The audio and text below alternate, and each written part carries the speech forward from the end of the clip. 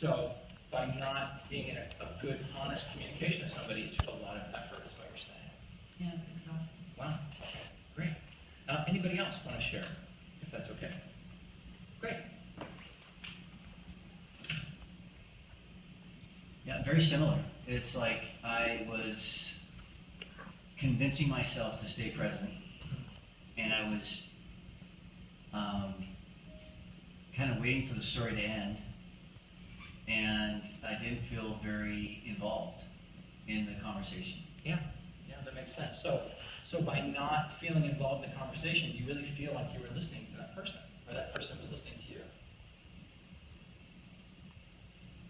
Say that again? So because of the way you were communicating, right, because ultimately listening and talking are communication, and you didn't feel like they heard you, did you actually really care what they had to say?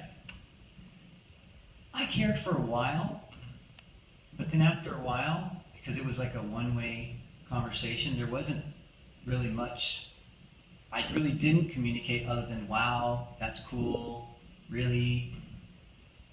So do you think in a crazy way, did that really help your communication with that person, or did it weaken your communication, do you think? That's a good question. I felt like I heard them and I know a little bit about their history and their story. So from that perspective, I think there was some value. But I don't think it deepened like our connection much. Yeah. But where it did deepen the connection is where I could see myself in that story, where I could say, okay, I've been there. I know what you're talking about. And then there was a connection. But because I never had a chance to share that part where I was experiencing what they were experiencing, the connection didn't go anywhere. Yeah, and that's wonderful. Thank you for sharing. And I think that's what happens.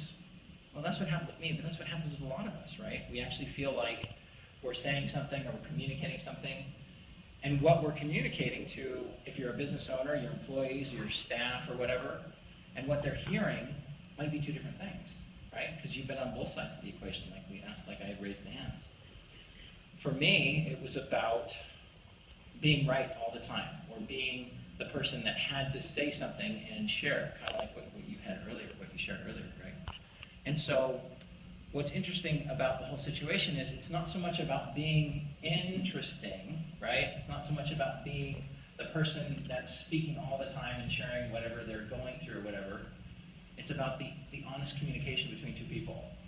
And for me, my situation came down to I was always the one that had to get the last word in, right? Or when I felt like somebody didn't communicate with me, I would do something similar, right? I'd be like, oh yeah, okay, I gotta go shopping. You know, I need I gotta get eggs, you know, that kind of thing. I didn't Jesus, by the way, so, you know. But something similar to that, right? And so for me, it really came down to an experience I recently had, okay? I've done a lot of leadership classes. Is it okay if I share my story with you guys? Is that okay? Sure. First one? Okay. So I've gone to a lot of leadership classes. I've been to Tony Robbins, I've been to Zig Ziglar, I've been to Robert Kiyosaki, I've been to all these different people. And you know, you go through and you get little gems and pieces. But there's certain things that are, I think, more important, and I think the communication between two people is so key. So if you want to, let's say you want to communicate with your son or daughter, if you have kids, right? You know, that's key to actually hearing them, or your staff, right? Communicating with them instead of like directing orders down, where they may or may not be listening. In fact, my staff wasn't listening, just so everybody's clear. But that was because of who I was. And so, interestingly enough, I went through this, I guess you could say, transformation in some sort of way. And so, basically, what happened to me was I went through an experience in a class, a personal development class, with an amazing leader. And this guy, what I learned about him, just so everybody's clear, is he wants to heal the world. And I think everybody in this room wants to heal the world at some level, whether it's their own families, whether it's, you know, their kids, you know, if they have issues there, if it's their parents. You know, my mom's been diagnosed with terminal cancer. And so, for me, spending 40 years of my life not communicating with people was such a take. And what I realized in one exercise is that I really wasn't talking to people and I wasn't listening. So first of all, I wasn't listening. And second of all, I wasn't really communicating because this wonderful man named Marshall Thurber said, communication is the feedback you receive. It's the feedback you get back. And the feedback I was getting was really negative, actually. Or how about non-existent? People were like, I literally went through a situation last week, or a week and a half ago, where a gentleman... You just stop because this is great, it's interesting, you know what I mean? Oh, okay. And I really think you're doing an excellent job being interesting, but I don't feel like we're engaged. And since you haven't done, you know, powerful presentations, you fit the absolute perfect model of which I think is very good if we were on YouTube. All right, I think that's a huge... You know, that's the... Are you guys okay with that? Is that, I mean, I don't want to make you wrong because I think there's a place for that, but it's not when you're in front. Why are you in front of a room? Why not just put you on YouTube? Well, I was just sharing kind of my experience. Yeah, but I'm just trying to say, why couldn't I just watch that on YouTube? Because I'm not on YouTube yet? No. Let's just you could go on YouTube. No, I understand. You want the essence. You've got all the people here, so take advantage of having the people. You can connect. On YouTube would be perfect for the speech. Okay. In other words, I don't think this is bad if you're going to be a YouTube presentation. But why would you want to have an audience if you could put it on YouTube? Well, I wouldn't. I want to connect with people. So the purpose of having an audience is what? Is to be able to connect with them. Well, from participation and with an audience is what this is about. Why not just put you on YouTube? That's what the whole idea now is. It's hard not to get people in a room, you know, and so if you get them in the room, that's where you want to connect. Like, I mean, that's like the difference between YouTube, which I'm not saying is a problem. It's just there you are interested. You can't be interested. Maybe a little bit on TED Talks, because they do have a little bit of interaction, because you're in front of what? A live audience. Okay, so when I like to have you to see the difference is to be able to stop and slow down and be interested in your audience. Okay. But I thought your question was good, but what we'd like to do right away is start with a question. We don't go into any pre-ramble. Okay. So the idea, and I'm not trying to be wrong because you haven't had these distinctions, so this, I hope we don't take it that way. No. So the idea behind it would be is, your question, that was how many people have ever was talking and didn't even, and you were talking yourself and what? You weren't even listening. Is that right? Is that what you said? Yeah, that was I asked two different questions, actually. Yeah, but that was the first one, I think. And for me, I went, wow. You know, and we had quite a few hands up. And I think at that point, you need to now go right from you, say, who would be willing to share, put your body in the Christian pose, put your arms out, like that.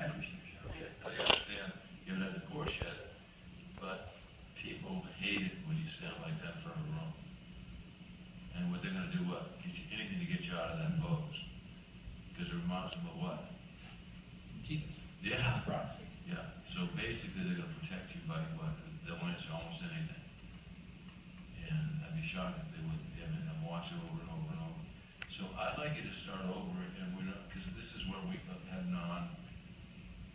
people who have not done powerful presentations. We really can't. This isn't powerful presentation, so I want to not make you in any way wrong. I'd like you to just ask the question, open up your arms, say who would be willing to share, and then somebody will share, and then just be interested in that person, and then you can then share anything else you want. But I think you're very, very good in front of a room. It's just that we want you to bring the people out here. It's like you're an orchestra, and you want, this is your audience, this is you're the orchestra leader, but you want to get everybody participating. Okay. And when you did my course, most of the time, what you guys were running around, what? Playing games, and then at the end of the game, you were interested in what the hell, what was going on, right? Most of them. So what made that course, I think, a little different is you had a stable datum. You were not wanting my information was relayed right? That's what I think is very different in what I'm proposing and in how you frame it. Yes? Just one, it's more of a mechanical thing, but I think for me, I lost a lot of connection with you when your eyes would go up. You lost a lot of eye contact and had very little eye contact with us in the audience. From time to time, there was a bit, but it almost felt like you were afraid to hold it for a moment and really connect with us. So I saw you a lot, eyes going up, thinking about what you're going to say next. That was my hallucination, is what was going on. And then that's when I felt the energy disconnect from the audience. So if you could just keep that in mind, that might be helpful for us to be with you. Okay, great, I appreciate that.